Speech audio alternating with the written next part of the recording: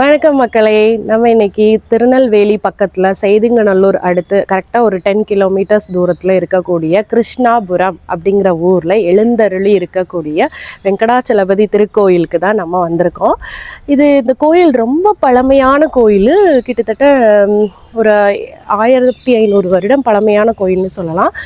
பாண்டிய மன்னர்கள் காலத்துக்கு அப்புறமாவே இது வந்து நாயக்கர்கள் காலத்தில் பராமரித்து வந்திருக்காங்க. நாயக்கர்கள் வந்து அதுக்கப்புறமா புதுப்பிச்சு இந்த கோயில் சுற்றுச்சுவர்கள் எல்லாமே வந்து புனரமைச்சு நாயக்கர்கள் கட்டுப்பாட்டில் இருந்திருக்குது.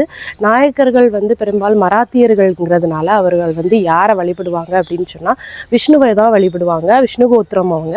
அதனால் அவங்க வந்து விஷ்ணு பகவானுக்கு பெரிய அளவில் கோயில் கட்டி வழிபாடு நடத்தியிருக்காங்க. இந்த கோயில் வந்து அமைதியாக இருந்தாலும் பிரம்மாண்டமாக காட்சி அளிக்குது. இங்கே வந்து வெங்கடாச்சலபதி வந்து சன்னதியில் அவர் வந்து எழுந்தருளி இருக்கக்கூடிய இடத்துல ஸ்ரீதேவி பூதேவி இருக்காங்க. அலமேலு மங்காவுக்கு தனி சன்னதிகள் இருக்குது. நிறைய மண்டபங்கள் கோயிலுக்குள்ளேயே காட்சி கொடுக்குது. அழகான வீரபத்ர சிலைகள், தமிழ் பதுமை சிலைகள், இது எல்லாமே காட்சிக்கு வச்சுருக்காங்க. கேமரா வந்து உள்ள அலோடு இல்லைங்கிறதுனால நாங்கள் அந்த சிலைகள் எல்லாமே பார்க்க முடியாது. ஸோ நான் சொல்கிறத வச்சு இது பண்ணிக்கோங்க. வீரபத்ரர் சிலைகள், தமிழ் பதுமை சிலைகள், அப்புறமா மன்மதன் சிலை, இல்லை ரதிதேவி சிலை, இது எல்லாம் தென்காசி காசி விஸ்வநாதர் கோயிலில் எப்படி ஒரு பிரம்மாண்டமாக ஃப்ரண்ட்டில் வச்சுருப்பாங்களோ அதே மாதிரி இந்த கோயில்லையும் பிரம்மாண்டமான சிலைகள் எல்லாமே இருக்குது. அப்புறமா இந்த மண்டபம் என்னது அப்படின்னு சொன்னால் அலமேலு மங்கா அம்பாளோட சன்னதிக்கு போகிற மண்டபம்னு நினைக்கிறேன். வாங்க வந்து பார்க்கலாம்.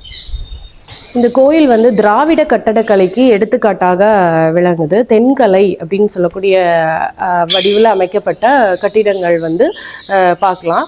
விஜயநகர நாயக்கர், அதாவது விஜயநகரத்தை ஆண்ட நாயக்கர் தான் இந்த கோயிலை வந்து பராமரிக்கிறதுக்குள்ள செலவுகள் எல்லாம் பார்த்துருக்காரு. அது மட்டும் இல்லாமல் கோயிலில் தின காலை பூஜைகள் நடைபெற்று வருது. அது மட்டும் இல்லாமல் வருஷத்தில் 3 திருவிழாக்களும் நடைபெறுது. வைகுண்ட ஏகாதசி இங்கே பிரபலமாக நடந்துகிட்டு இருக்குது. இந்த கோயில் தமிழ்நாடு அரசோட அறநிலையத்துறை கட்டுப்பாட்டில் இருக்குது. இந்த கோயிலில் வந்து முக்கியமாக 16ஆம் நூற்றாண்டை சேர்ந்த 5 செப்பு தகடுகள் இங்கே வந்து கோயிலுக்கு யாரெல்லாம் மானியம் கொடுத்துருக்காங்க, எந்தெந்த மன்னர்களால் பராமரிக்கப்பட்டிருந்திருக்குதுங்கிற காட்சிக்கு இருக்குது. மதுரை நாயக்க வம்சத்தை நிறுவிய விஸ்வநாத நாயக்கரோட மகன் கிருஷ்ணப்ப நாயக்கர் தாங்க இந்த கோயிலை கட்டினது.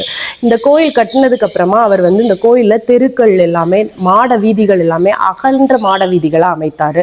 ஏன் அப்படின்னு சொன்னால் கோயிலில் தெருக்களில் தேர் திருவிழாவப்போ, தேர் உற்சவப்போ தேர் வந்து நல்லா ஒரு செல்வதற்கு வழி வசதி செய்து கொடுத்தவர் யார் அப்படின்னு சொன்னால் கிருஷ்ணப்ப நாயக்கர். அதனால தான் இந்த ஊருக்கே கிருஷ்ணாபுரம் அப்படின்னு பெயர் வந்தது.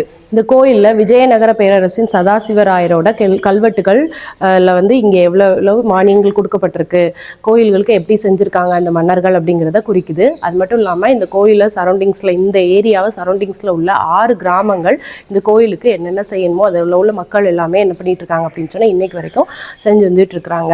வருஷத்தில் முதல் 11 நாள் வந்து இங்கே பிரம்மோற்சவம் நடக்குது. இந்த பிரம்மோற்சவ திருவிழாவிலையும் ப்ளஸ் வைகுண்ட ஏகாதசி நாட்கள்லையும் இந்த கோயில் திருவிழா கோலம் இருக்குது. நீங்களும் வீக்கெண்ட் டேஸில் எங்கேயாவது போகணும்னா, பெருமாள் க்ஷேத்திரம் போகணுன்னா கண்டிப்பாக மறக்காமல் மிஸ் பண்ணாமல் திருநெல்வேலி அடுத்து இருக்கக்கூடிய கிருஷ்ணாபுரம் இந்த க்ஷேத்திரத்துக்கு வந்து பெருமாளை சேவிச்சுட்டு போங்க. கண்டிப்பாக உங்களுக்கும் நல்லதாக இருக்கும். நன்றி.